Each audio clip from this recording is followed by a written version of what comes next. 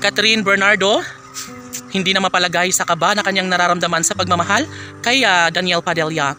Of course, ito na nga siguro ang nais ng lahat na magkaroon ng isang magandang pagbabago, lalo na at ngayon ay sadyang hindi na malimot-limot ang isang pag-ibig na talaga nga namang pupwede pa rin na mangyayari ang lahat. 1, 2, 3, 4 na taon ang inialay ni Catherine Bernardo para magkaroon ng kaligayahan sa pag-ibig ni Daniel Padilla, and of course ito lang naman ang talagang pinakamaganda na pangyayari sa lahat, na kung talagang nais na magtagumpay ni Daniel Padilla sa kanyang pag-ibig kay Catherine Bernardo, dapat sana ay hindi na niya ginawan pa ng mali sa kanilang relasyon. Sana'y magiging happy na sila forever, at sana'y hindi rin magiging magulo ang kanilang pagmamahalan. Syempre, lahat ay pupwede.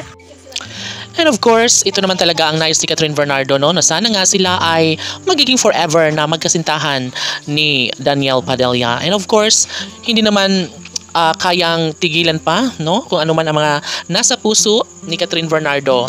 Ngayon ay talunan man ang actress, ay nais lang niya na baguhin ang takbo sa kanilang relasyon.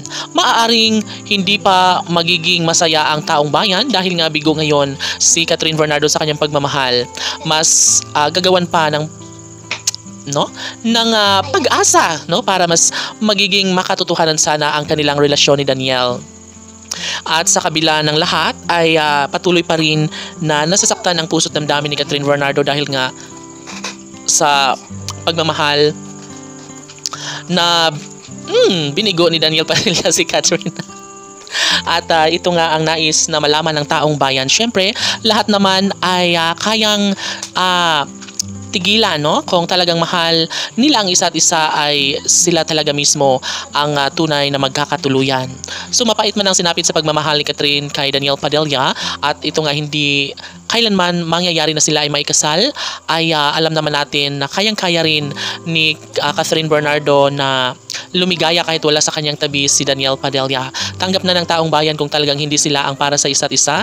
Tanggap na ng lahat kung talagang si Andrea Brillantes nga ang tunay na mahal ni Daniel Padilla.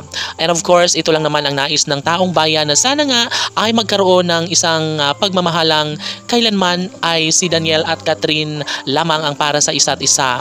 Sobra umano ang panghihinayang ng taong bayan, lalo na at marami umano silang mga pangarap ni Catherine at Daniel. Marami silang mga pangarap na talagang gusto sana ni Catherine at Daniel na magkaroon ng katuparan ng lahat. Syempre, hindi naman po pwede para kay Catherine Bernardo na hindi magkaroon ng kasagutan ng lahat. Bagkus, nahihirapan ngayon si Catherine Bernardo, ay alam ng taong bayan na magkaroon pa rin ng magandang kasagutan ng lahat. At baka nga mayroon pang ibang mahal si Daniel. Kaya sana'y makatuluyan rin ni Catherine si Daniel. Laban!